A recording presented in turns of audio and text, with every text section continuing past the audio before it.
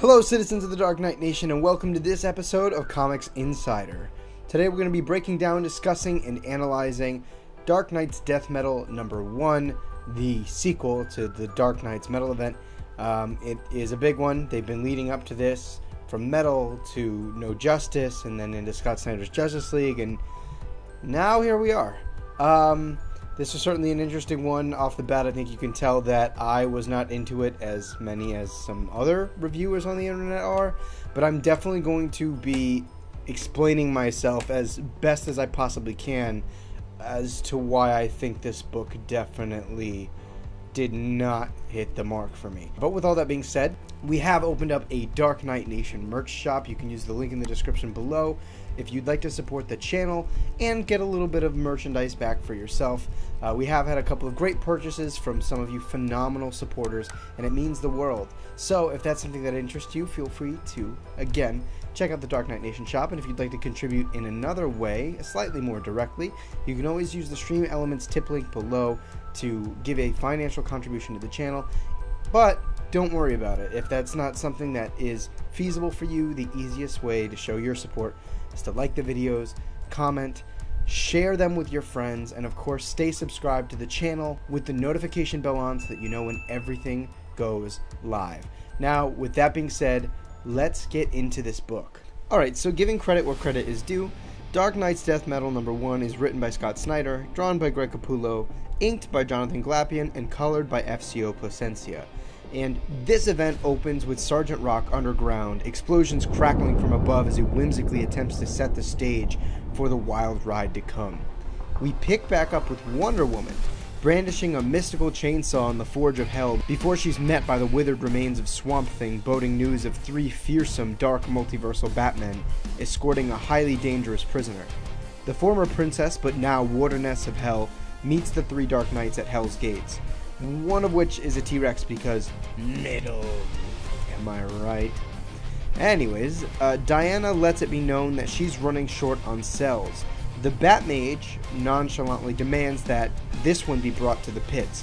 When Wonder Woman questions his judgment, Bat Rex commands her to do as she's told, threatening action against her sisters of the Mascara if she does not comply. After she reluctantly agrees to cast away the prisoner into the infernal pits, the Batmage informs her of a gathering of the new Justice League by decree of their lord.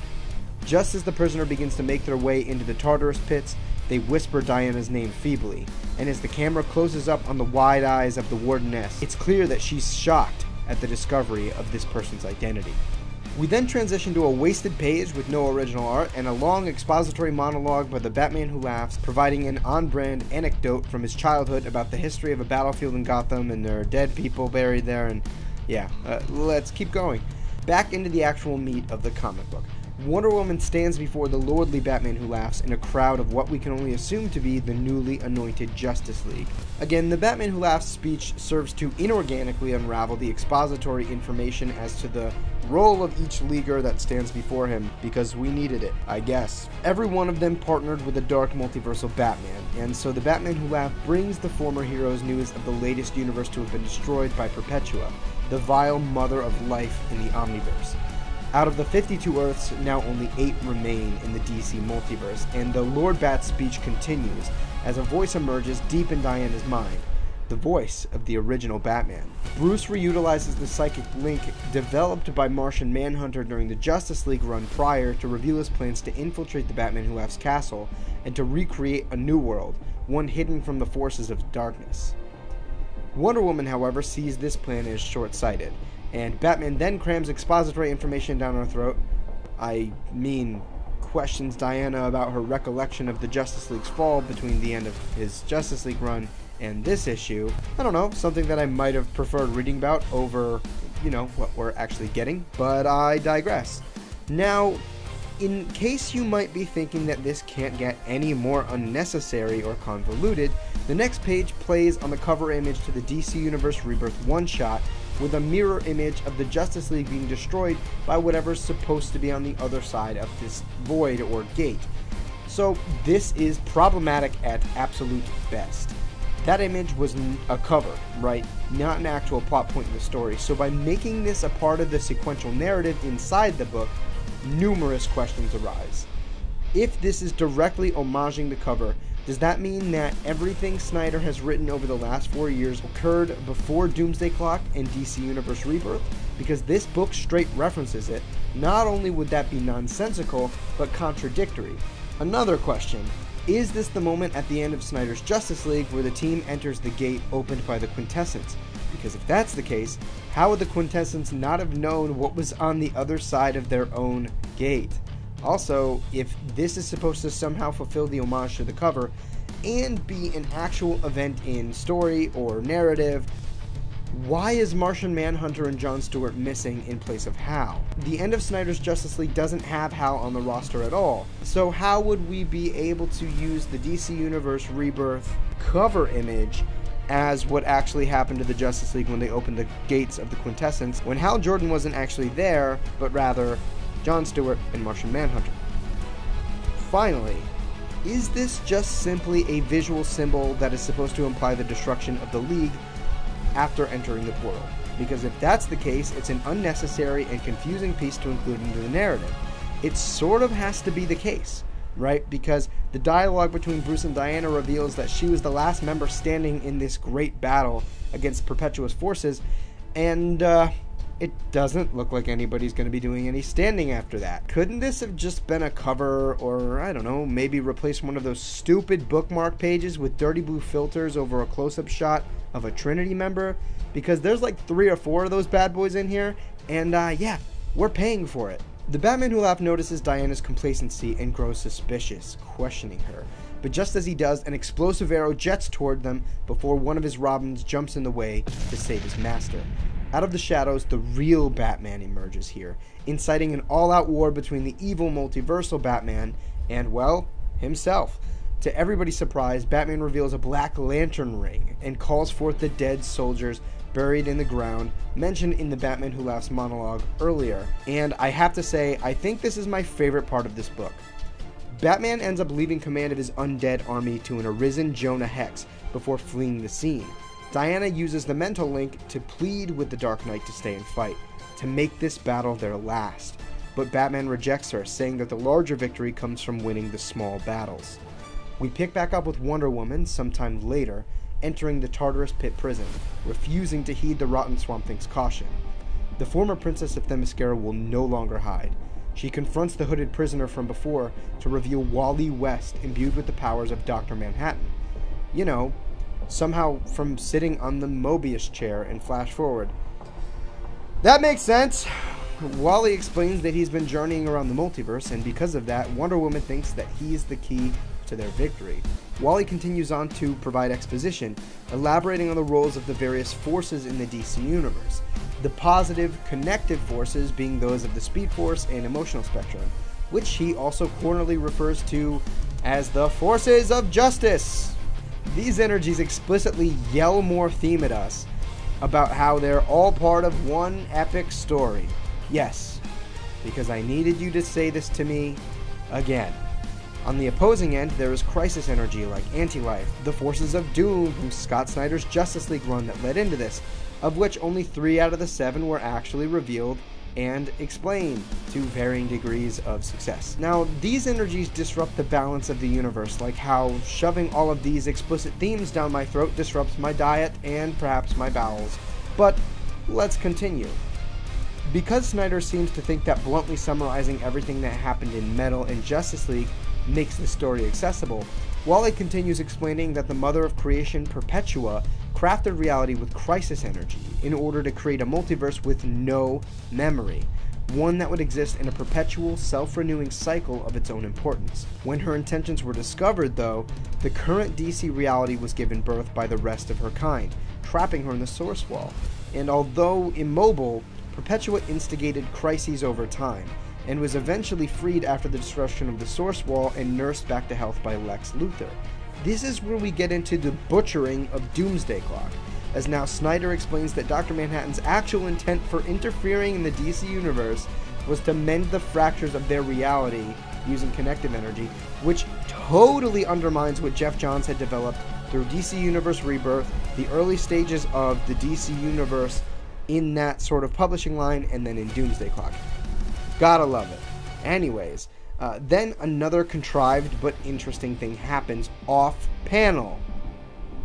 Gee, maybe we would have liked to have seen this, but the Quintessence somehow funneled Dr. Manhattan's connective energy and imbued it into the Justice League before they had gotten their asses kicked by Perpetua's army. And with all of this new information, Diana proposes that they re-enter the various crises of the DC Universe's past and harness the energy for themselves to reshape the multiverse however they want, uncharacteristically forcing Diana to play God. Suddenly, the pair are interrupted by the Batman who laughs as he makes a stupid AC/DC joke. He then threatens to murder what remains of the League, which Diana doesn't take too kindly to. Suddenly, Wonder Woman yanks a ripcord, igniting her invisible chainsaw of truth, tearing the lordly, smiling Batman to shreds. His acolyte somehow senses his death, initiating the Batman Who Laughs' true plan, and revealing the final Bruce Wayne with Dr. Manhattan's hydrogen logo growing atop his head, or as I like to call him, Dr. Bat-Hatton. And yeah, that's the end of the book. Pretty underwhelming, and if we can kind of get the critique underway, let's start on the surface. The dialogue was really corny, and there are a lot of really kind of dumb jokes that waste space throughout the course of this story, and I purposefully did not acknowledge many of them because I didn't even feel them necessary enough to shit on during the review. They were that annoying. Now, moving forward, those jokes and all of this kind of corny dialogue that's meant to be cool and eccentric wastes a bunch of time, and he ends up forcing a lot of exposition into conversations that don't belong. Speaking of kind of forcing things at us unnaturally, there was a lot of theme that the characters were explicitly yelling at us, and that are explicitly kind of showed through the expository information. Like, I don't know, actually telling us that they want to make continuity one big thing that has not been severed because of publishing mistakes. Like, really? I needed you to tell me that? The thing that I don't get is, Snyder is usually a very smart writer, so why do we need to be treated like children? You know what I mean? Explicitly yelling all this theme and whatnot at us only proves that you don't trust the reader to make the connections that they need to make in order to understand your story, and that is an unfortunate downfall. A question that also needs to be asked of this big, bombastic, grandiose event is how much is too much? It feels like you solicited a Ferrari, but you threw a bunch of bells and whistles on a bicycle and tried to pass it off as the same thing. Do I want a Ferrari? Hell yeah, I do. And that is not what we got out of here. The vehicle by which this story is told is astoundingly weak, especially when we're promised this big epic event. Surprise, epic stories still need to have strong storytelling and an actual structure to them in order to work. Snyder focuses way too much in the story on being fun and crazy, losing sight of the actual storytelling, nuanced narrative, good characterization, decent dialogue even. I mean, it just feels like there's so much wasted time on being cool rather than developing scenes into something that'll elicit intrigue and the stakes of the story, because the only thing that makes me feel the stakes or the drama of the situation is because your characters keep telling me that I should feel that way. What has happened that shows me why I should be afraid for the multiverse, right? Because all of this cool stuff, all of the big events that have set this story into motion happen off panel. I would have much preferred to see that develop a little bit more of an understanding as to why the drama is so high and why the stakes should be high for my own eyes. Ultimately, Scott Snyder has a lot of great concepts, but executes them very poorly. I can stand with a lot of the themes that he's kind of trying to come at us with. Obviously, the sort of reformation of one whole continuity, and then there are obvious sort of political analogies to be drawn by Perpetua that I'm not going to get too deeply into, and a number of other things. But I really wish that those are things that I, as a reader, could come to understand through walking through your story. I don't need you to have signs telling me exactly what it is. The storytelling should be strong in and of itself enough to lead me in the right direction. It just really, at the end of the day, feels like this story lacked substance. And all of the bells and whistles made me want to like it. I mean, Diana with this cool invisible chainsaw and Batman with a freaking Black Lantern ring are so dope. But we're worrying more about those bells and whistles over developing and fulfilling story purposes. Like Snyder's Justice League run and the Justice League No Justice book and Dark Knight's Metal, this story was also filled with Deus Ex Machinas, and it gets to a point where it becomes really lazy. Sometimes you can fit those things in there just to kind of expedite things that we need to get to but won't really be interesting enough to follow through with. You can sort of sparingly use Deus Ex Machinas as a quick skip button to get to the good parts. So when this happens all throughout this big sprawling story from, again, Metal, No Justice, Justice League, and now this, it becomes really tiresome. That's really, the big thing on the writing, and most of my issues come from the writing. The art by Greg Capullo, I feel, is a little bit subpar for Capullo. There are definitely some shots, especially when you look at background images, that didn't really stand up well, and I understand that background images shouldn't be super tight because they'll pull attention away from the foreground, but even then, there should be a clarity to them that I don't think was always there. But I don't want to make that come off as a super negative thing, because still, subpar for Capullo is better than pretty much anybody else. It's still strong art, and particularly with the art, I do want to commend the way he's using his layouts in tandem with dynamic camera angles. He's setting up his shots really effectively, and Capullo is an expert at doing that and making sure the reader is interpreting this information along with a sense of tonality. And that is really important in the sequential narrative of the story. This is the part where I'd usually say, do this so I can give away a free copy of this book. But I honestly don't want to contribute to the direct market of this book. I really didn't like it. I think it is the epitome of everything wrong in kind of big superhero comics. And don't get me wrong, I love superhero comics clearly, but this is when they get too far out of control. I would not recommend anybody pick up this book. I didn't pick up this book. And I mean, I'll be generous and give it a 4 out of 10. It had good concepts and a lot of things that could have easily been delivered in a way to intrigue me, but ultimately the substance lacked, in place of getting sort of a sundae that is just drowning in rainbow sprinkles with no filling underneath. I